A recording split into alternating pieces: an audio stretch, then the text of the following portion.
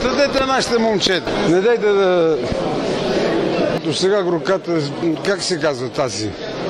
Дето ня номинираха или ще номинират. Коя? За кое? За европейски комисар. Не се смейте. Желева. Да. Желева. Да. Ми Запада, защо позволяваме и ние да се водим по техния къл? Момичето е хубаво, заслужава. Беше подготвена. Ама само защото е хубаво или? Подготвена, каза. Не, хубаво тържество. И аз се радвам, че и вие, и оценките ви, и публиката го прие добре. Надявам се и зрителите да са доволни. Вашата тройка каква беше? Шведска. Вие как сте иначе? Здравословен по-нататък. Оправям Ахилеса и съм готов за квалификация. Следите ли мандата на Борислав Михайлов?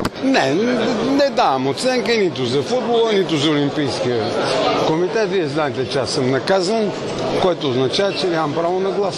Няма значение. Предполагам, че следите българския спорт. Какво е мнението ви за случващото се в щанги? Съжалявам, аз съм брал толкова ядове с тия щанги. Предполагам, знаете колко пъти съм се явявал да ги защитавам и на Олимпийските игри, и след това на заседание на Световната федерация. Не са ясни и това си е плод на общия хаос в държавата. Вие знаете, в Сидней, когато с ваша помощ доказахме, че Парма Хим или какво беше новото им. Даже бяха осъдени, никаква правда. Че има в машината, която е пълнила, не е била изчистена. И имаше... Там в Борисовия. Да, доказа се. И съда присъди, че нашите момчета не са виновни. Но съдба.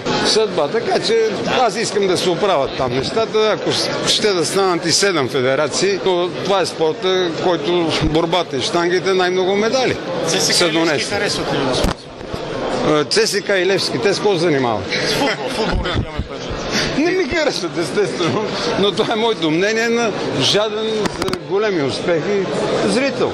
Гледате ли спорт така отстрани, като си седите вкъщи? Гледам сега напоследък билярд, много гледам, снукър. Какво ви харесва? Топките. А щеката? Коя щека? Билярдата, се удря топката, с едно тънко такова. Аз съм скиор, не ме занимавайте с такива работи. Добре, за Любо Ферев, че не стана така любопитно ако в Борисовата градина. Не знам, но сега ще разпитам Димитър Пенев да ми каже точно. Общо взето намаляване на пари от 50 хиляди лева на 20 хиляди лева. Не са парите основно. Не са в този случай. Той подава момчето оставка, подаде. И те не използват сега тая оставка, старата. Ма така не става.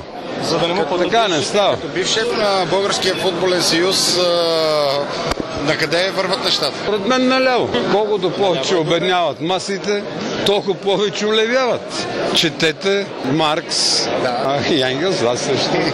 Диалект. Тоест да живеят левите крила.